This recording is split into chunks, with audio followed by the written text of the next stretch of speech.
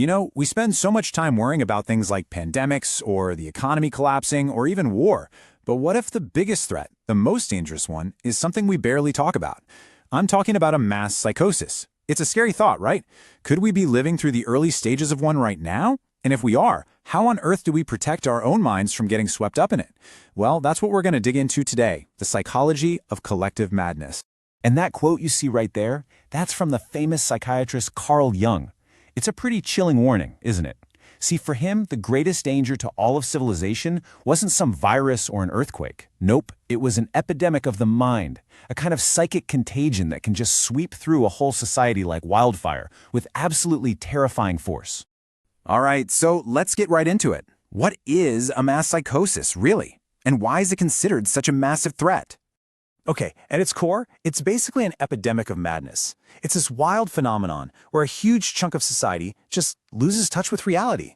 They start believing in things that are completely delusional, things they hold on to as absolute truth, even when all the evidence screams otherwise.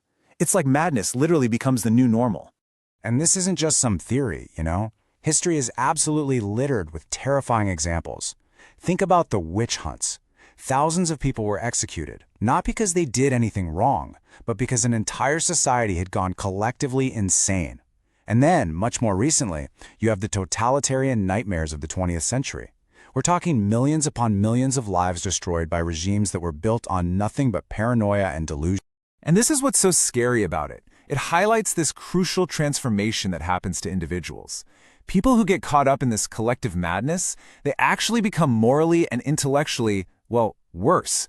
They lose their ability to reason, to think critically. And suddenly, they're capable of doing things, acts of cruelty, that they would never even dream of doing on their own. So here's the thing. A mass psychosis like this rarely just happens by accident. A lot of the time, it's intentionally manufactured. So the big question is, how? How can this kind of collective insanity actually be created on purpose? Well, believe it or not, the process actually has a name, menticide. It literally means a killing of the mind. This term comes from a medical doctor, Joost Meerloo, who studied totalitarianism up close. He called it a systematic crime, a way for a ruling class to literally imprint their own thoughts onto the minds of the public, all so they can control them. And the number one weapon in their arsenal? Fear. A really effective technique is something called waves of terror. Here's how it works. First, you hit the public with some intense threat to make them really afraid. Then, you offer a little bit of calm. And just when they start to relax, bam, you hit them with an even more intense wave of fear. You just repeat that cycle, because each wave makes people more and more psychologically softened up for the next one.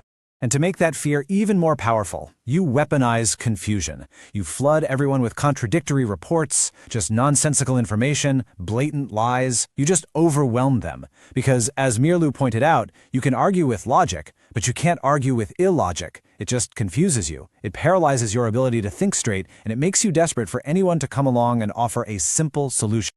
So what happens when people just can't think rationally anymore to deal with all that chaos? Well, they get desperate for an escape.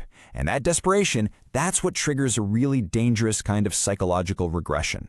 This quote from Meerloo just nails it. It shows the dark bargain that people end up making. They willingly trade away their freedom, the responsibility to think for themselves, all for the illusion of safety that's being promised by the people in charge. It's an escape, like he says, into the virtual womb of the leaders, a place where you just submit and you don't have to think for yourself anymore. And the end result of this whole process? You get a population of completely obedient subjects. People basically become like children. They're unwilling and pretty soon unable to challenge authority. They become totally dependent on the people in power to tell them what to do, what to think, and even what to be afraid of. You know, we actually see this powerful drive to conform in classic psychology. There were these famous experiments, the Asch experiments, where people were shown lines of different lengths. And they would literally deny what their own eyes were telling them. They'd say the wrong answer just so they wouldn't stand out from the group. That's how powerful the pull of the herd is. It's strong enough to make us reject reality itself. Okay, so this all sounds pretty bleak, right? It raises the big question. Can this whole thing be reversed? Is there a way out?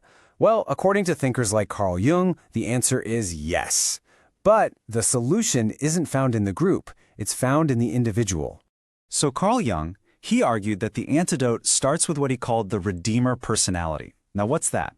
It's basically the individual who has the sheer courage to pull themselves out from the grip of all that collective madness. The person who decides to think for themselves, and by doing that, they basically light a path for other people to follow. And look, there are concrete things that we can actually do. The first step is internal. You have to bring order to your own mind first. But then there are external actions too. We can use humor and ridicule, which are surprisingly powerful weapons against wannabe tyrants. And we can also build what the dissident Vaclav Havel called parallel structures. Think of them as alternative organizations, alternative media, entire communities that just operate outside of the official delusional system. And that point about humor, that is such a powerful insight. Tyrants need to be feared. The one thing they can't stand is being mocked. Ridicule just shatters that whole aura of invincibility and fear they work so hard to build. The moment you start laughing at a would-be dictator, their power just starts to crumble. All right, so let's wrap this up by looking at the incredible impact that just one sane person can have. I know it's easy to feel powerless in the face of all this, but the fate of society really can rest on the shoulders of a few courageous individuals. Jung's warning right here is just chilling. He's saying that when we become totally dependent on the state for our safety, we're no better than a herd of sheep. And what happens? Well, eventually, the shepherds who promise to protect us, they turn into wolves who prey on us instead. So at the end of the day, healing the world really does start with healing our own minds. Every single sane individual acts like what Jung called a make-weight, that little bit of weight that can tip the scales back towards sanity. So the question isn't just what you can do, it's about who you choose to be in a world that feels like it's teetering on the edge of madness. So, I want to ask you, what's one step you can take, starting today, to protect your own sanity? Let us know what you think in the comments.